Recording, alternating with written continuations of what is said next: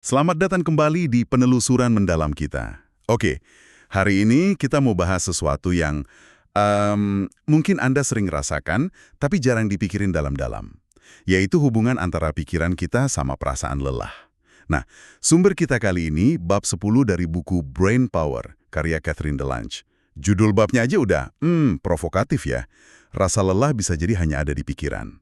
Jadi misi kita sekarang ini, kita mau coba bongkar nih, gimana sih persepsi atau keyakinan Anda soal tidur, itu ternyata, bisa banget ngaruh ke seberapa capek Anda merasa, dan bahkan ke performa Anda sehari-hari. Iya, ini memang perspektif yang agak menantang ya. Biasanya kan kita mikir ya lelah itu karena kurang tidur aja, titik. Tapi bab ini ngajak kita lihat, ada dimensi psikologisnya yang kuat banget. Ternyata apa yang kita pikirkan tentang istirahat kita itu punya dampak nyata loh ke energi kita. Bukan berarti kebutuhan tidur fisik nggak penting ya, ini penting juga. Tapi ini nambahin lapisan pemahaman baru yang krusial kayaknya. Oke deh, mari kita langsung bedah intinya ya. Yang paling bikin kaget di awal bab ini tuh soal tidur placebo. Maksudnya gimana tuh? Apa iya cuma dengan percaya kita tidur nyenyak, kita bisa merasa lebih seger, lebih oke gitu performanya? Padahal mungkin, ya ampun, tidur semalam biasa aja atau malah kurang. Buku ini nyebut ada studi yang menarik banget soal orang dengan insomnia. Ah iya, studi itu. Itu ilustratif banget. Jadi gini, pesertanya ini kan punya riwayat insomnia. Terus mereka diminta pakai alat semacam wearable gitu buat mantau tidurnya. Nah, besok paginya peneliti kasih feedback ke mereka. Tapi, nah ini kuncinya, feedbacknya itu dikasih acak. Sebagian dibilang, wah tidur Anda semalam bagus kualitasnya. Sebagian lagi dibilang, tidur Anda semalam agak buruk ya. Dan ini penting nih, terlepas dari data asli yang direkam alat itu. Oh, jadi bisa aja tidurnya sebenarnya nggak bagus, tapi dibilang bagus. Atau sebaliknya. Terus gimana hasilnya? Apa yang terjadi sama perasaan dan performa mereka? Hasilnya signifikan banget. Mereka yang percaya tidurnya bagus, ingat ya ini yang penting, keyakinannya mereka lapor merasa jauh lebih waspada. Moodnya juga lebih positif. Dan secara umum, mereka merasa nggak selelah kelompok yang dikasih tahu tidurnya jelek. Ini nunjukin banget betapa kuatnya ekspektasi kita itu bisa membentuk pengalaman subjektif kita. Keyakinan itu sendiri yang kayaknya ngaruh. Wah, ini benar-benar kayak efek placebo ya, tapi buat tidur. Jadi bukan pil gula gitu, tapi info atau keyakinan soal kualitas tidur. Pikiran kita kayaknya bisa diakalin gitu ya, buat merasa lebih seger cuma dengan dikasih sugesti positif. Bener gak? Persis, persis banget. Implikasinya tuh, menarik. Dan ini bukan cuma soal merasa lebih baik secara subjektif aja loh, tapi bisa juga ngaruh ke performa kognitif.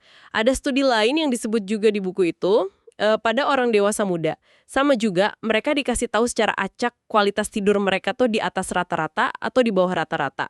Terus mereka dites. Tes perhatian sama memori. Dan hasilnya sama lagi. Yang percaya tidurnya bagus, performanya jadi lebih baik gitu. Betul. Kelompok yang dikasih tahu tidurnya di atas rata-rata, skor tes mereka lebih tinggi dibanding kelompok yang dikasih tahu tidurnya di bawah rata-rata. Dan lagi-lagi, ini terlepas dari kualitas tidur mereka yang sebenarnya malam sebelumnya.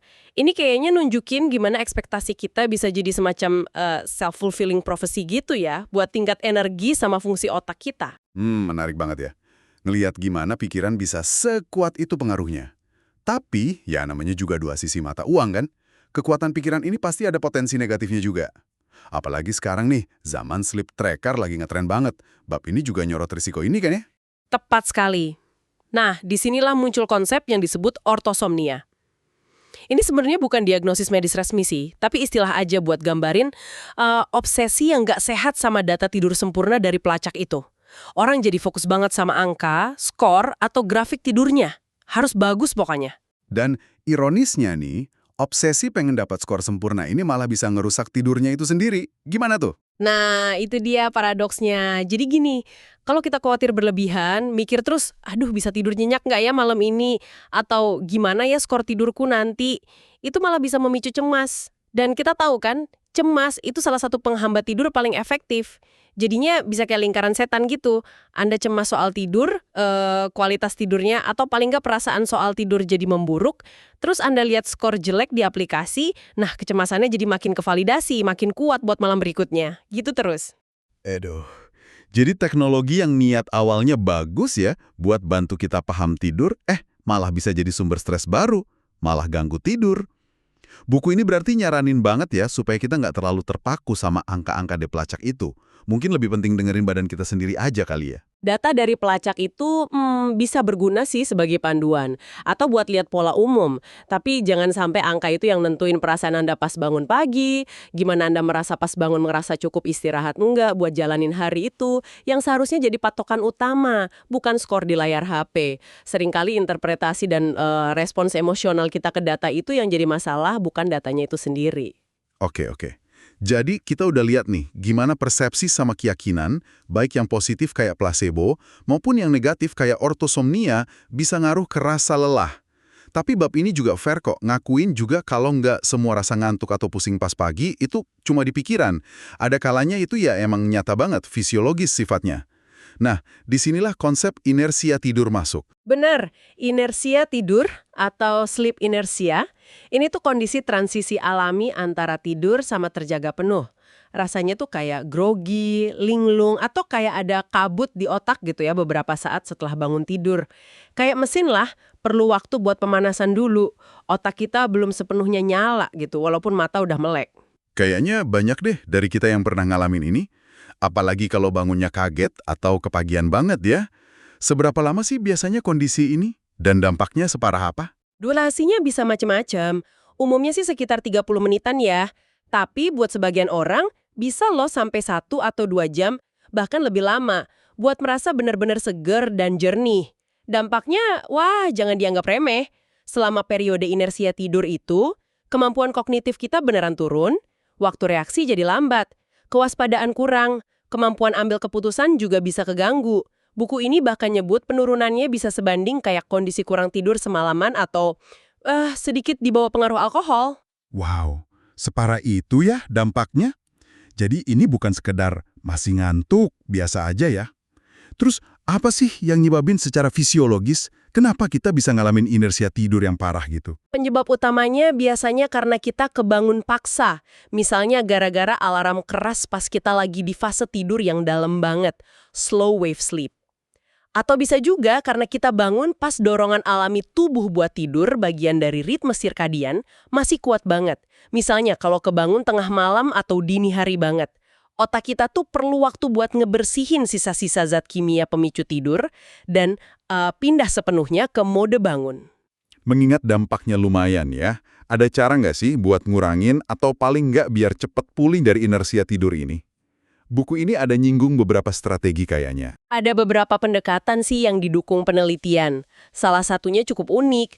Jenis bunyi alarm Anda ternyata ngaruh loh. Ada studi di Australia nemuin kalau alarm yang bunyinya melodis, terus naik pelan-pelan gitu, cenderung ngurangin tingkat keparahan inersia tidur. Dibandingin sama bunyi bip-bip yang keras dan tiba-tiba itu. Mungkin karena bunyi melodis bantu transisi bangunnya lebih lembut ya. Wah, itu tips praktis yang gampang dicoba tuh. Ganti nada alarm aja ya. Ada lagi nggak? Saya ingat ada trik unik soal kopi sama tidur siang. Ya, trik coffee naktimin buat tidur siang singkat ya, sekitar 20-30 menit lah caranya. Minum secangkir kopi tepat sebelum Anda mulai tidur siang. Kenapa? Soalnya kafein itu butuh waktu sekitar 20-30 menit buat nyampe efek puncaknya di otak. Jadi, pas Anda bangun dari tidur siang singkat itu, nah, efek kafeinnya baru mulai nendang, bantu lawan rasa grogi dan ningkatin kewaspadaan. Jadi, kombinasi istirahat singkat sama tendangan kafein pas waktunya. Kombinasi yang unik tapi masuk akal ya timingnya. Oke, jadi selain persepsi placebo, ortosomnia, dan fenomena transisi bangun inersia tidur, ada satu lagi nih faktor biologis yang ngaruh ke naik turunnya energi kita seharian. Ini juga dibahas di bab ini. Apa tuh? Betul, itu namanya ritme ultradian. Kalau ritme sirkadian kan siklus besar 24 jam kita ya, tidur bangun. Nah, ritme ultradian ini siklus-siklus yang lebih pendek yang terjadi di dalam siklus 24 jam itu. Ini tuh fluktuasi alami dalam tingkat energi, fokus, sama kewaspadaan kita sepanjang hari. Kayak gelombang gitu. Bisa dijelasin nggak? Polanya kayak gimana, siklus ultradian ini? Apa sama buat semua orang? Polanya bisa agak beda-beda dikit sih antar orang, tapi umumnya ngikutin siklus sekitar 90-120 menit. Dalam satu siklus itu, biasanya ada periode sekitar 90 menit di mana kita bisa fokus dan energinya lumayan tinggi. Terus diikuti periode sekitar 20 menit di mana energi sama fokus itu alami menurun. Kayak ada puncaknya, terus ada lembahnya, terus naik lagi. Gitu terus panjang hari. Oh, jadi kalau kita misalnya ngerasa agak lemes atau susah konsen gitu sekitar jam 11 siang atau jam 3 sore, itu belum tentu gara-gara kurang tidur malamnya. Bisa jadi karena kita lagi di lembah energi dari siklus ultradian kita gitu ya. Sangat mungkin. Paham soal ritme ini bisa berguna banget loh buat produktivitas. Jadi, daripada maksain diri terus kerja pas ngerasa energi lagi turun, mungkin lebih efektif kalau ambil istirahat sebentar. Peregangan atau ngerjain tugas yang enteng dulu selama 15-20 menit. Nanti baru balik kerja lagi pas ngerasa energinya mulai naik. Nyelarasin aktivitas sama ritme alami tubuh bisa bikin kita lebih efisien dan ngurangin rasa frustrasi juga kan karena dipaksa fokus pas otak emang lagi butuh jeda. Wah, ini nambah satu lagi ya, kepingan puzzle buat memahamin fluktuasi energi harian kita, selain kualitas tidur malam. Nah, setelah bahas macam-macam faktor ini dari kekuatan pikiran sampai realitas fisiologis, apa nih kesimpulan praktis yang bisa kita ambil? Buku ini kan ada bagian tips Tune the Mind for Better Sleep. Coba kita lihat beberapa poin utamanya buat Anda yang lagi dengerin. Ya, poin-poin ini intinya sih cara buat nyiptain kondisi yang lebih enak buat tidur, baik lingkungan fisik maupun mental. Yang ujung-ujungnya, yaitu tadi, bisa ngaruh ke persepsi kita soal kualitas tidur itu sendiri. Salah satunya, redupin lampu sekitar 30 menit sampai 1 jam sebelum waktu tidur. Ini kayaknya sepele ya, tapi penting buat ngasih sinyal ke otak, "Hey, udah waktunya nih buat mulai rileks, siap-siap tidur." Iya, secara fisiologis kan cahaya terang itu nekan produksi melatonin, hormon tidur. Jadi redupin lampu itu bantu proses alami tubuh buat nyiapin tidur. Terus, hindari topik atau aktivitas yang bikin stres atau terlalu ngerangsang pikiran pas mau tidur. Mungkin bukan waktu yang pas buat bahas kerjaan atau baca berita yang, bikin tegang gitu ya. Betul. Ini bantu nenangin sistem saraf simpatik yang respons lawan atau lari itu dan ngaktifin sistem saraf parasimpatik, respons istirahat dan cerna. Nah, ini penting buat bisa tidur. Tips lain, jauhkan smartphone dari jangkauan di tempat tidur. Kalau butuh alarm, ya pakai jam waker biasa aja. Terus hadapkan menjauh biar nggak tergoda ngecek jam kalau kebangun tengah malam. Sama konsistensi waktu tidur dan bangun, bahkan pas weekend. Ini ditekankan banget ya. Konsistensi itu bantu stabilin jam internal tubuh kita, ritme sirkadian itu. Jadi proses tidur sama bangunnya jadi lebih gampang dan alami buat tubuh. Ada juga saran bagus nih kalau Anda kebangun terus susah tidur lagi, jangan cuma tiduran di kasur sambil kesel gitu. Mending bangun bentar, pindah ke ruangan lain, lakuin aktivitas yang tenang, minim cahaya, kayak baca buku fisik ya, jangan layar, baru balik lagi ke tempat tidur kalau udah ngantuk lagi. Nah, itu bantu mutusin asosiasi antara tempat tidur sama rasa cemas atau frustrasi karena nggak bisa tidur. Tempat tidur itu sebaiknya diasosiasiin cuma sama tidur dan rileks aja. Terakhir, soal layar sebelum tidur. Meskipun mungkin perdebatan soal efek cahaya biru masih ada ya, bab ini nekenin kalau kontennya itu loh yang seringkali lebih masalah. Konten yang merangsang, interaktif, emosional, medsos, game, berita, itu jelas bikin otak susah buat mati dan rileks. Ya, keseluruhan tips ini tujuannya nyiptain ritual sebelum tidur yang menenangin dan lingkungan yang dukung tidur. Dengan ngurangin sumber cemas dan ngasih sinyal yang benar ke tubuh dan pikiran, kita bisa perbaiki pengalaman tidur kita. Yang kayak kita bahas di awal tadi, punya dampak besar ke gimana kita merasa besok paginya.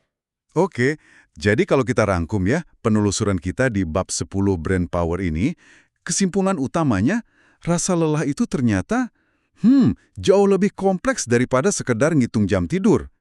Pikiran kita, keyakinan kita, ekspektasi kita, tingkat kecemasan kita soal tidur, itu punya peran yang signifikan banget. Ya, ada kalanya rasa lelah itu bisa jadi cuma di pikiran karena efek placebo atau kecemasan ortosomnia tadi. Tapi di sisi lain, kita juga nggak boleh ngabain kalau ada faktor fisiologis yang nyata banget yang ngaruh ke energi kita. Rasa grogi karena inersia tidur itu nyata. Fluktuasi energi gara-gara ritme ultradian sepanjang hari itu juga nyata. Jadi ini semacam interaksi dinamis ya antara kondisi psikologis sama fisiologis kita. Pemahaman ini kayaknya ngebuka cara pandang baru ya soal gimana kita ngelola energi dan kelelahan kita sehari-hari. Dan ini membawa kita ke satu pemikiran penutup nih buat Anda renungkan.